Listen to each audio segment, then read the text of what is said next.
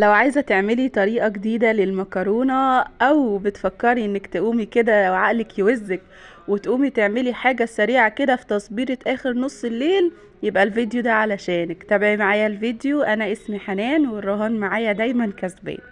اسهل حاجة في وصفة النهاردة دي انها تتحضر معاكي في 10 دقايق حرفيا. انت بتولعي النار على كل حاجة كده حواليكي وكله بيخلص مع بعض. اول حاجه معايا طاسه احط فيها معلقتين كده من الزيت ومكعب من الزبده، وجنبها هناك معايا هنا حله المكرونه حاطه فيها ميه مغليه، نزلت فيها بمعلقه كبيره من الملح وبحوالي كده نص كيلو من المكرونه. والحله الصغيره اللي جنبها دي انا معايا فيها كوبايتين من الشوربه، هقول لكم هنعمل بيهم ايه دلوقتي. هنشوح الصدق في الزيت والزبده، وياريت ما نكترش الماده الدهنيه علشان الصدق اصلا بيكون فيه دهون لوحده. هتبل بس الصدق بشويه فلفل اسود وهركنه على العين اللي جنبها، وهقول لكم دلوقتي هنعمل ايه مع الشوربه اللي كانت معانا في الحله اللي هناك. انا هنا معايا كوبايتين من الشوربه، بس ههدي النار الاول. معايا كوبايتين من الشوربه هنزل عليهم بكوبايتين من اللبن. بيفضل ان انت تعملي الخطوه دي على البارد، بس انا عشان كنت يعني بعملها بسرعه شويه مستعجله، فقلت بقى ايه يلا بسرعه بسرعه كده واخلص. كوبايتين كبار من الشوربه عليهم كوبايتين من اللبن. وانت شايفه الكوبايه اللي هي المج، يعني الكوبايه اللي هي بمقدار 250 مللي. لو هتستخدمي كوبايه اصغر شويه ممكن تستخدمي 5 كوبايات. لو مش متاح معاكي شوربه ممكن تحطي كوبايتين من الميه وتحطي معاهم مكعب مرق. وهنا انا عندي بستخدم كيس بشاميل بطعم الجبنه. كل ده على البارد طبعا، وهنقلب. والتوابل بتاعتنا شويه ملح وفلفل اسود، وما نكترش الملح لان الشوربه متملحه، وكمان البشاميل بيكون فيه ملح فما نكترش الملح فيها. نحط بس رشه صغيره وندوق، ولو لقينا ان هي محتاجه ملح بعد كده هنزود. بس كده.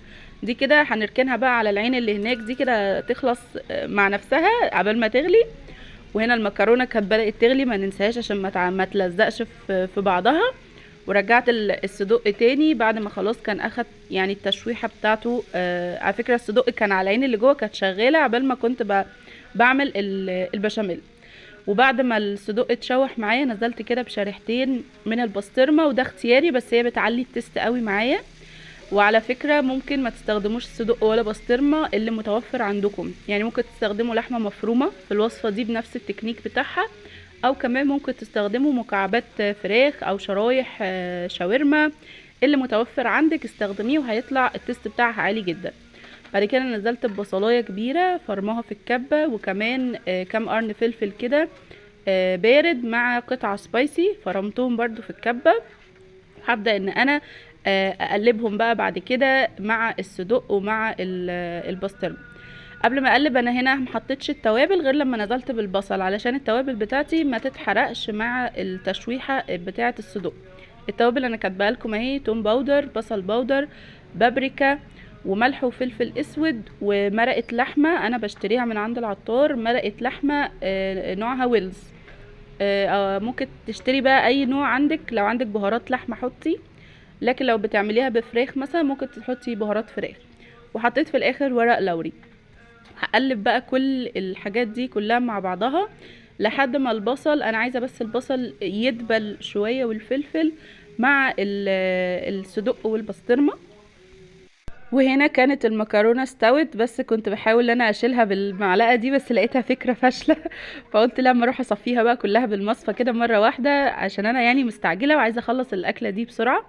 بس هنزل بالمكرونه وهبدا ان انا اقلبها مع خلطه بقى الصدق بالبصل بالفلفل بالبسطرمه بالتوابل. عايزه اقول لكم هي ممكن تتاكل كده، يعني مش محتاجه كمان وايت صوص معاها. هي ممكن نوصل لحد المرحله دي وناكلها كده وبيبقى طعمها تحفه يا جماعه. بس طبعا الوايت صوص بيعلي معاها التست جدا. ونزلت هنا بمكعب زبده ومعلقتين كده من الزيت. عايزه اقول لكم الطريقه دي للوايت صوص حتى لو جربتوها للبشاميل اللي بيتعمل في الفرن برضو بتبقى جميلة جدا وخفيفة ومش تقيلة زي البشاميل اللي بنحمر له الدقيق.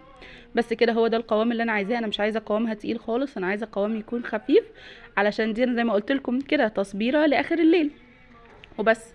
هنا نبدأ بقى ان احنا نغرف. ولو وصلتم لحد هنا من الفيديو وعجبتكم طريقتي في عمايل المكرونة، اعملوا لايك واعملوا شير واعملوا متابعة للقناة علشان يوصلكم كل جديد. بس كده، شكرا ليكم، والسلام عليكم.